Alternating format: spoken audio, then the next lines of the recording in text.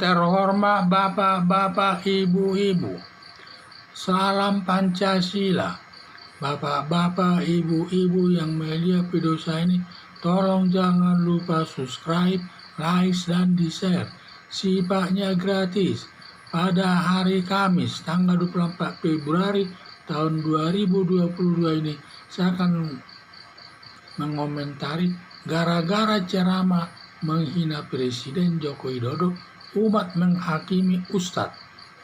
Di salah satu masjid, saat Ustadz memberikan ceramah dan isi ceramahnya hanya menjelek-jelekkan kinerja Presiden Joko Widodo.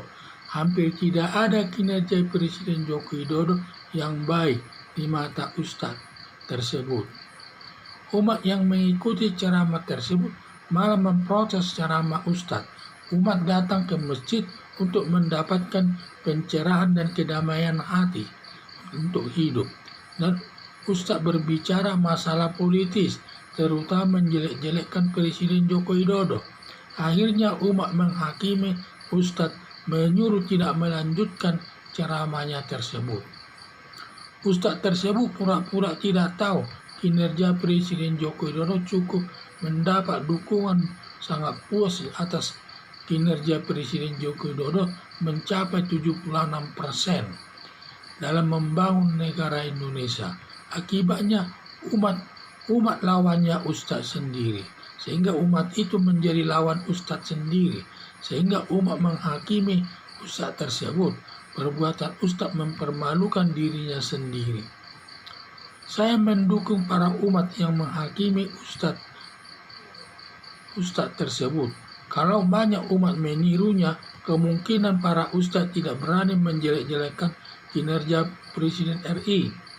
Pada umumnya Ustadz yang suka menjelek-jelekkan kinerjanya Presiden Joko Widodo biasanya dari kelompok garis keras, pendukung terorisme, dalam jangka panjang ingin mengganti Pancasila dengan khilafah sebagai dasar negara Indonesia yang berdampak perpecahan sesama anak bangsa.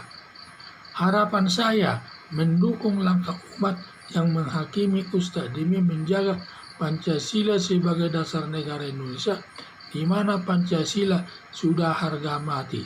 Sehingga di salah satu masjid ada seorang ustadz yang memberikan ceramah, di mana ceramahnya tersebut semuanya menjelek-jelekkan Presiden Joko Widodo.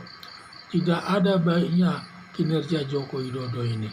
Padahal dia tahu sendiri Presiden Joko Widodo sangat baik kinerjanya. Sampai masyarakat sebanyak 75% hasil survei di mana Presiden Joko Widodo masyarakat puas atas kinerjanya sampai sebanyak 76% tersebut. Sepertinya Ustadz tersebut pura-pura tidak tahu, padahal dia sudah tahu kinerja Presiden Joko Widodo baik. Justru malah dia menjelek-jelekkan kinerja Presiden Joko Widodo.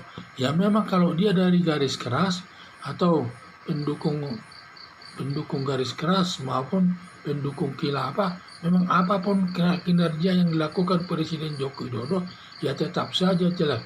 Yang penting Presiden Joko Widodo bisa jatuh, bisa jadi yang nanti akan digantikan orang-orang daripada garis keras tersebut, terutama pendukung terorisme dan juga pendukung khilafah, di mana dalam jangka panjang mereka ingin menggantikan Pancasila dengan khilafah sebagai dasar negara Indonesia.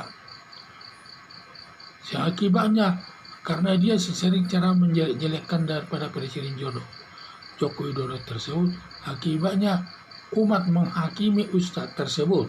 Dalam arti tidak boleh dia melanjutkan khotbahnya tersebut, malah disuruh pulang saja. Itulah saya lihat tindakan masyarakat ini cukup bagus kepada Ustadz garis keras tersebut. Jadi saya pikir kalau semua nanti umat di dalam masjid tersebut, kalau ada Ustadz yang memberikan ceramah yang menjelek-jelekkan Presiden Joko Widodo, ya seharusnya diprotes saja, dan juga umat supaya menghakiminya, dan juga jangan meneruskan ceramahnya tersebut agar tidak terjadi lagi. Karena pada dasarnya orang datang ke masjid tersebut adalah untuk ketenangan hati, untuk hidup, dan juga untuk keselamatan diri, untuk hidup, tidak mendengar politiknya menjelek-jelekan Presiden Joko Widodo yang justru membuat panas hati umat yang mendengarkannya.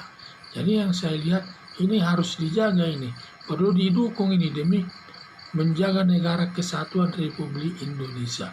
Karena para garis keras ini tujuan jangka panjangnya yaitu untuk membentuk negara khilafah.